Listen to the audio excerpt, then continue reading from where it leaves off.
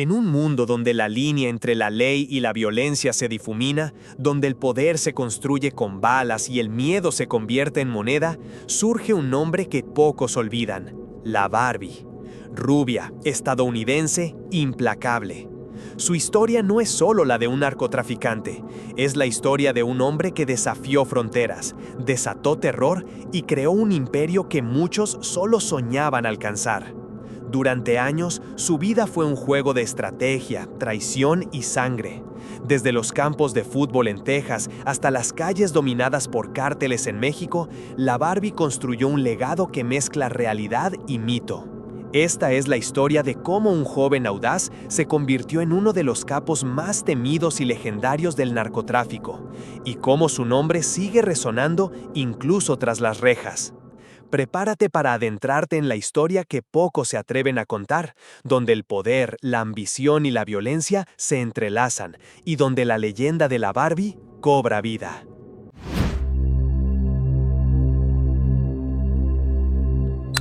Edgar Valdez Villarreal, conocido en el mundo del narcotráfico y en los titulares internacionales como la Barbie.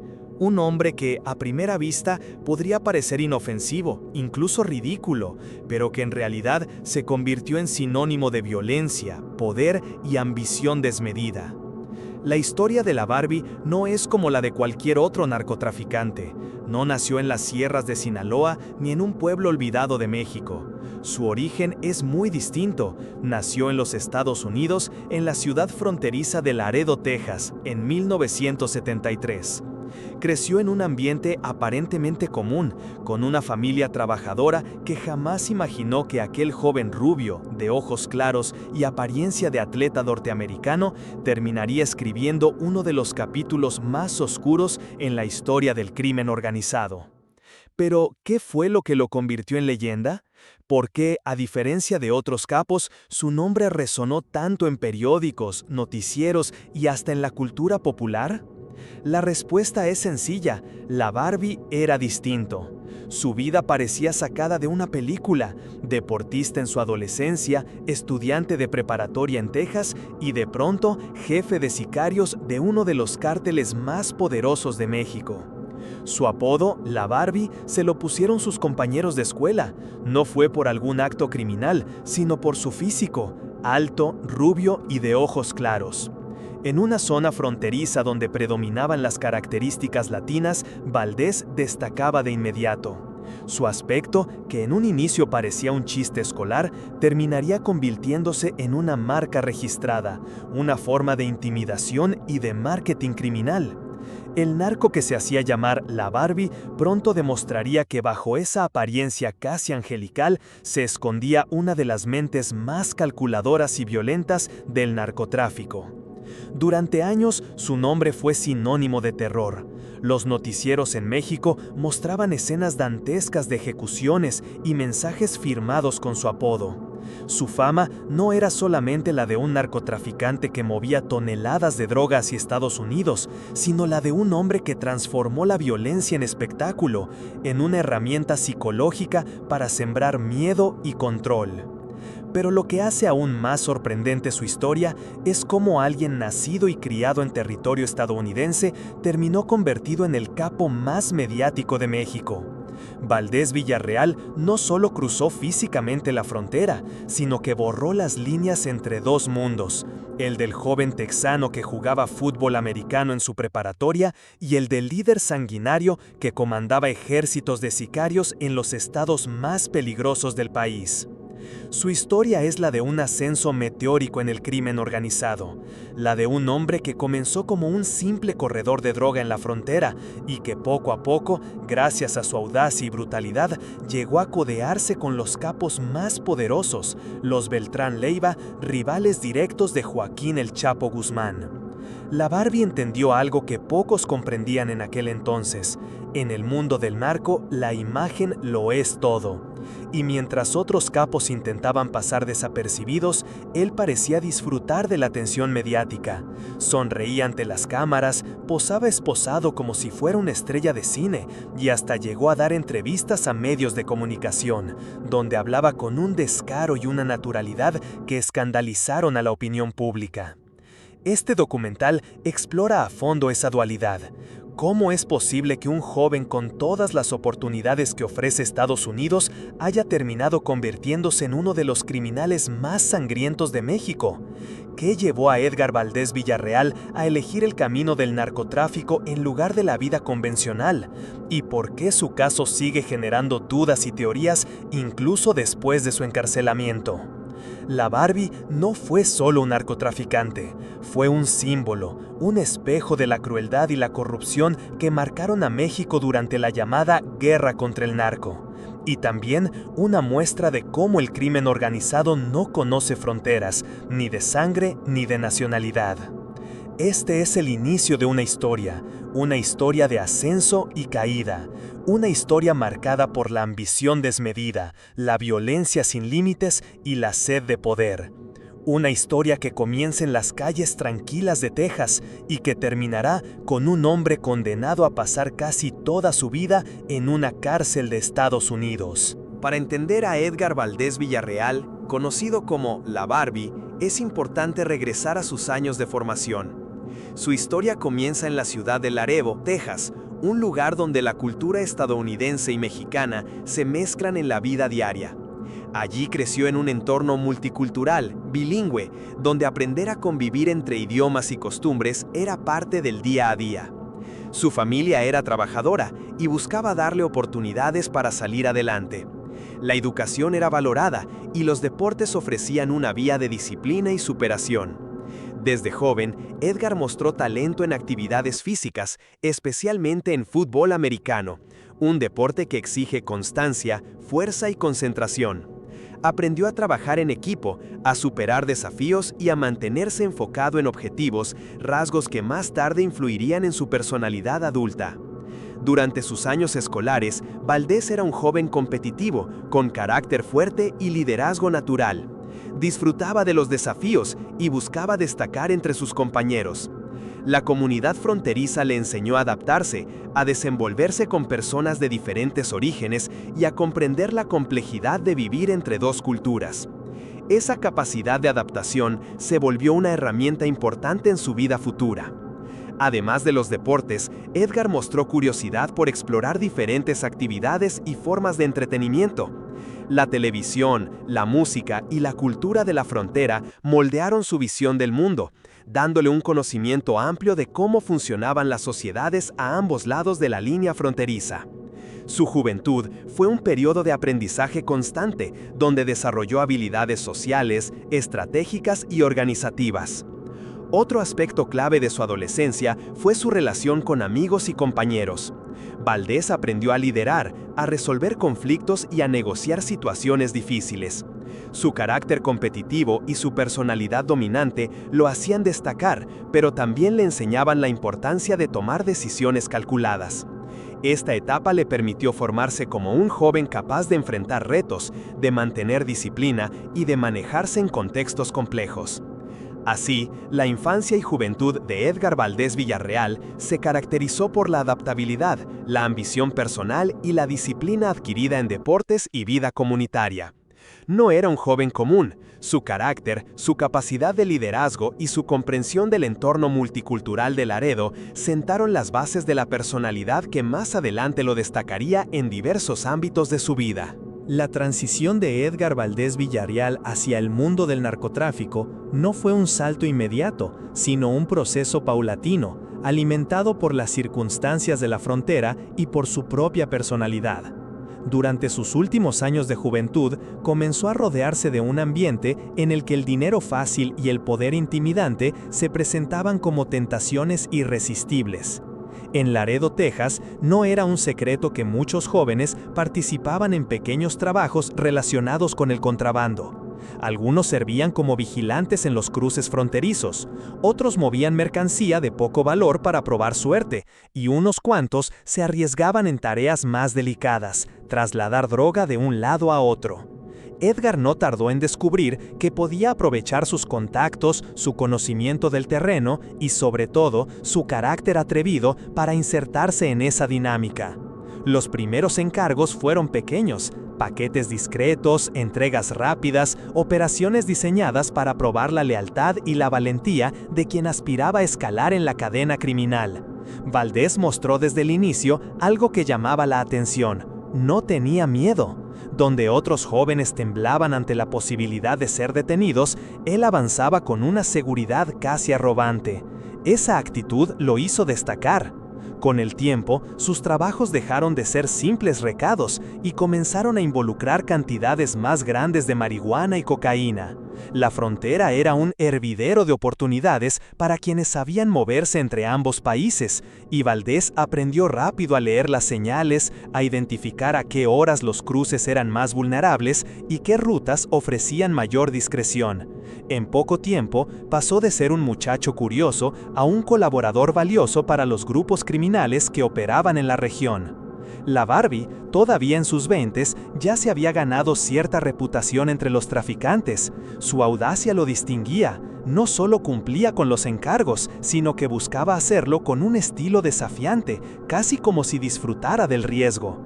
Esa combinación de eficacia y atrevimiento le abrió puertas que a otros les tomaba años alcanzar. Fue en esos años cuando comenzó a entrar en contacto con figuras del crimen organizado en México.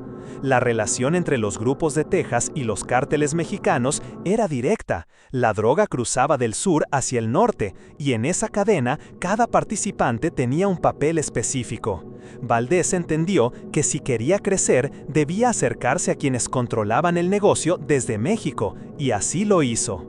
Sus viajes a territorio mexicano se hicieron más frecuentes. Allí, en ciudades como Nuevo Laredo y otras zonas de Tamaulipas, conoció de cerca el ambiente de los cárteles, un mundo mucho más violento y jerárquico que el de los contrabandistas fronterizos. Si en Texas había conocido el dinero fácil, en México descubrió la crudeza del poder criminal. Fue testigo de la forma en que se resolvían los conflictos, no con palabras ni acuerdos, sino con balas y sangre. Esa violencia, lejos de alejarlo, lo sedujo. Conforme avanzaba, Valdés comenzó a ser reconocido como alguien capaz de resolver problemas y de imponerse con mano dura. Ya no era solo intermediario, se estaba convirtiendo en un hombre de confianza.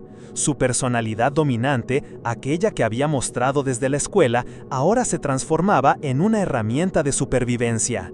Los cárteles mexicanos vieron en él una ventaja estratégica. No era un muchacho cualquiera, era estadounidense, hablaba inglés a la perfección, conocía el sistema del otro lado de la frontera y podía moverse con naturalidad en ambos países.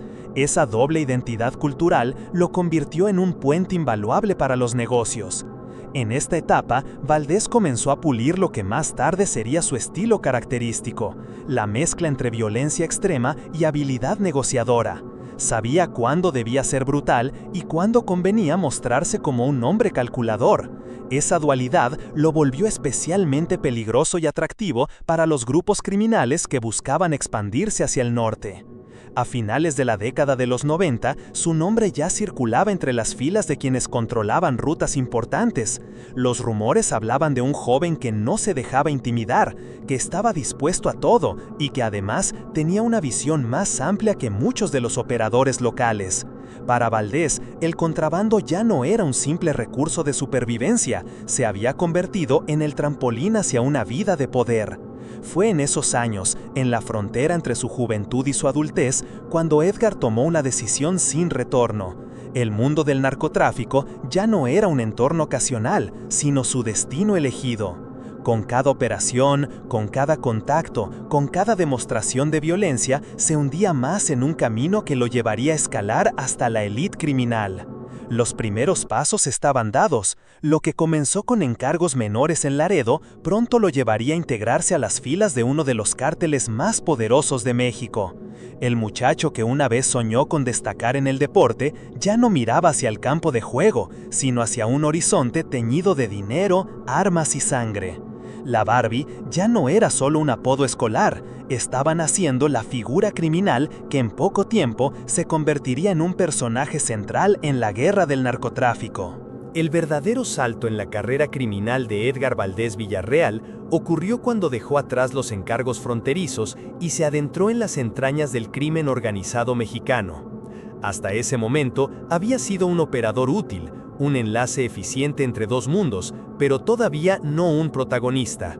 Esa oportunidad le llegaría de la mano de una de las organizaciones más poderosas y temidas de la época, el Cártel de los Beltrán Leiva. A finales de los 90 e inicios de los 2000, los Beltrán Leiva se habían consolidado como un brazo de peso dentro de la Federación de Cárteles que operaban en alianza con Joaquín El Chapo Guzmán. La familia, encabezada por Arturo Beltrán Leiva, el jefe de jefes, controlaba vastos territorios y rutas estratégicas de tráfico. Tenían influencia política, acceso a redes de protección y una brutalidad que los hacía respetados y temidos por igual. Cuando la Barbie llegó a ellos, no era un desconocido. Su fama como operador atrevido, su facilidad para moverse en Estados Unidos y su carácter dominante ya lo precedían. Arturo Beltrán Leiva vio en aquel joven texano de cabello claro algo más que un simple soldado. Vio una herramienta con potencial para convertirse en líder. El ingreso al cártel no fue inmediato ni gratuito. Valdés tuvo que demostrar lealtad y eficacia en escenarios cada vez más violentos. Al principio, se le asignaron funciones relacionadas con la seguridad de cargamentos y la resolución de conflictos locales. Pero pronto quedó claro que su verdadero talento no estaba únicamente en el tráfico, sino en la violencia organizada. Edgar poseía un rasgo que lo distinguía de muchos otros sicarios. Disfrutaba ejercer el poder de la intimidación. No le bastaba cumplir con una orden, buscaba hacerlo de manera ejemplar, dejando mensajes de terror en cada ejecución. Esa inclinación natural hacia la brutalidad lo catapultó dentro del cártel. Arturo Beltrán Leiva necesitaba hombres así, fríos, calculadores y dispuestos a mandar señales de fuerza que nadie pudiera ignorar. En poco tiempo, Valdés pasó de ser un operador fronterizo a convertirse en jefe de sicarios. Bajo su mando, se organizaron grupos de hombres armados encargados no solo de proteger los intereses del cártel, sino de sembrar terror en cada rincón donde la organización quisiera imponer su dominio. Era una promoción meteórica, un ascenso que demostraba que la Barbie tenía un talento particular para el negocio de la violencia. La disciplina adquirida en el deporte, aquella mentalidad de siempre competir y ganar, ahora se aplicaba en otro campo, la guerra criminal. Organizó cuadrillas, impuso reglas y estableció un estilo que combinaba métodos militares con una ferocidad casi teatral. Los cuerpos colgados en puentes, los mensajes pintados en mantas, las ejecuciones grabadas en video, muchas de esas tácticas de miedo que más tarde se volverían comunes en la guerra del narco, tuvieron en él a uno de sus principales impulsores. Su cercanía con Arturo Beltrán Leiva fue creciendo. Para el capo, la Barbie no era solo un subordinado más, era alguien capaz de resolver problemas que otros no podían. Valdés mostraba una combinación extraña, sabía negociar cuando convenía, pero no dudaba en ordenar una masacre si el mensaje debía ser contundente. Esa flexibilidad, esa capacidad de adaptarse según la situación, lo hacía particularmente útil en una organización que constantemente enfrentaba desafíos por el control del territorio. El cártel lo envió a distintas zonas estratégicas. Su presencia se hizo sentir en estados como Guerrero, donde la disputa por las rutas de la droga requería mano dura. Allí consolidó su reputación como un líder despiadado. Las comunidades pronto aprendieron a temer a la Barbie, un hombre que parecía disfrutar el papel de verdugo y que entendía la violencia no solo como un acto físico, sino como un mecanismo psicológico para dominar a enemigos y pobladores. Dentro del cártel, su ascenso generó tanto respeto como envidias. No todos estaban de acuerdo con que un joven nacido en Texas y sin raíces profundas en México llegara tan rápido a posiciones de poder. Pero Arturo Beltrán Leiva confiaba en él, y esa confianza lo blindaba. Edgar había encontrado al fin un lugar donde sus ambiciones y su carácter encontraban terreno fértil. En ese ambiente, la Barbie terminó de moldear su identidad como capo. Dejó de ser simplemente el texano rubio con un apodo llamativo, y se transformó en un hombre al que sus enemigos temían mencionar en voz alta. Su imagen comenzó a circular en corridos, rumores y reportes de inteligencia. Ya no era un operador anónimo, se estaba convirtiendo en una figura reconocida, una pieza clave en una maquinaria criminal que movía toneladas de droga y millones de dólares. El ingreso al cártel de los Beltrán Leiva marcó un antes y un después en su vida. Fue el momento en que dejó atrás los juegos menores y entró en la liga mayor del narcotráfico. Con cada orden cumplida y con cada enemigo eliminado, Valdés consolidaba su lugar como uno de los hombres de confianza del jefe de jefes. Así, el muchacho de Laredo que alguna vez jugó en campos de fútbol americano estaba ahora en el centro de una organización sangrienta. Y lo más impresionante, su ambición no se detenía allí. Para la Barbie, cada ascenso era solo un peldaño en la escalera hacia un poder aún mayor. Una vez dentro del cártel de los Beltrán Leiva y consolidado como uno de sus jefes de sicarios, Edgar Valdés Villarreal comenzó a escribir uno de los capítulos más oscuros y violentos de su vida. El ascenso que había logrado no era simplemente un cargo, era el control de un ejército privado, un grupo de hombres armados dispuestos a ejecutar cualquier orden sin cuestionar, y bajo su liderazgo nació una era de terror que sería recordada como el reinado de sangre de la Barbie. Su poder se consolidó en estados clave del país, especialmente en Guerrero, Morelos y el Estado de México, donde el cártel libraba batallas constantes por el control de rutas, territorios y plazas. Fue allí donde la Barbie impuso un estilo de violencia que no solo eliminaba a los rivales, sino que también buscaba dejar una huella indeleble en la memoria colectiva. Los métodos que aplicaban eran diseñados para generar miedo más allá de la víctima inmediata. Decapitaciones, cuerpos colgados en puentes, ejecuciones grabadas en video y mensajes escritos en mantas se convirtieron en su firma. Cada acto de brutalidad tenía un propósito: enviar un aviso claro de quién mandaba y de lo que les esperaba a quienes se atrevieran a desafiarlo. La Barbie entendió mejor que muchos otros capos que la violencia no era solo una herramienta física, sino también un instrumento psicológico. Al sembrar terror en poblaciones enteras, lograba paralizar a comunidades, silenciar a autoridades locales y forzar a rivales a retroceder sin necesidad de pelear. Su reputación corría más rápido que sus sicarios. En muchas regiones, con solo mencionar su nombre, se instalaba el miedo. Una de sus obsesiones era la exhibición del poder. No bastaba con derrotar a los enemigos, había que hacerlo de manera espectacular. Por eso, muchos de sus operativos eran grabados en video y luego filtrados como mensajes públicos. Era un espectáculo macabro, diseñado para que todos supieran que el control no solo pertenecía al cártel, sino a él personalmente. La rivalidad con los Zetas intensificó este estilo de guerra. Los Zetas, conocidos por su brutalidad militar, representaban una amenaza seria en varias regiones del país. Para enfrentarlos, la Barbie desplegó a sus sicarios con la misma ferocidad, creando escenarios de batalla urbana que dejaron a cientos de civiles atrapados en medio del fuego. Cada enfrentamiento era más sangriento que el anterior, y el resultado fue un aumento exponencial de la violencia en estados donde antes el narco operaba de manera más discreta. Los enfrentamientos entre las fuerzas de la Barbie y los Zetas se convirtieron en auténticas guerras territoriales. Calles enteras se transformaban en campos de batalla y el número de muertos se contaba por decenas tras cada choque.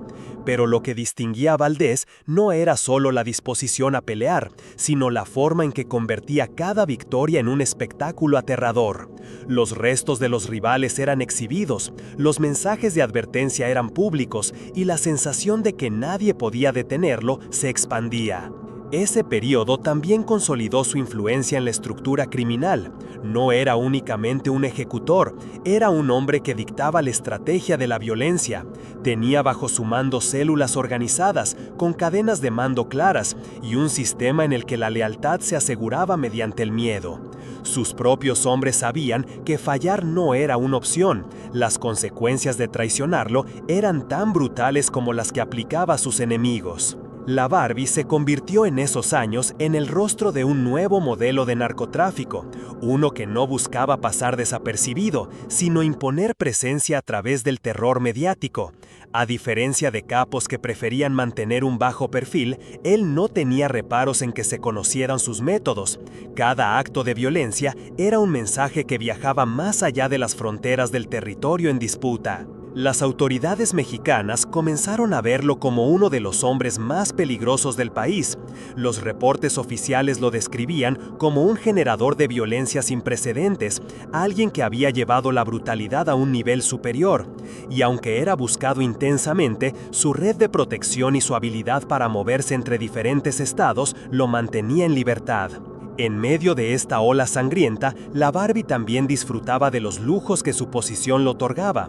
Rodeado de fiestas, mujeres, autos de lujo y casas fortificadas, proyectaba la imagen de un hombre intocable, un líder que combinaba la vida extravagante con la cara más oscura del crimen organizado. Esa dualidad lo convertía en un personaje mediático que destacaba incluso dentro del violento panorama del narcotráfico mexicano. Pero detrás de esa imagen de poder absoluto se escondía una realidad inestable. El reinado de sangre que él mismo había creado no solo fortalecía su control, también multiplicaba a sus enemigos.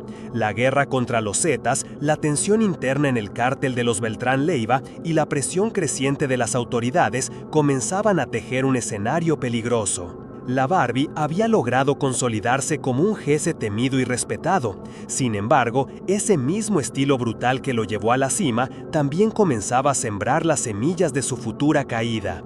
El terror que lo había hecho famoso pronto se volvería en su contra, porque en el mundo del narcotráfico ningún reinado de sangre dura para siempre. Edgar Valdés Villarreal, conocido como La Barbie, se consolidó como un líder temido dentro del cártel de los Beltrán Leiva, marcando su paso con un estilo que combinaba audacia, estrategia y notoriedad. Su influencia creció rápidamente y su capacidad para coordinar operaciones y mantener el control sobre sus colaboradores lo convirtió en una figura central. La violencia que él manejaba con precisión no solo servía para mantener el poder, sino también para enviar un mensaje claro de autoridad y respeto a todos los que lo rodeaban. Sin embargo, su ascenso atrajo también enemigos internos. La muerte de Arturo Beltrán Leiva desató conflictos dentro del cártel y abrió un periodo de traiciones y disputas por el poder.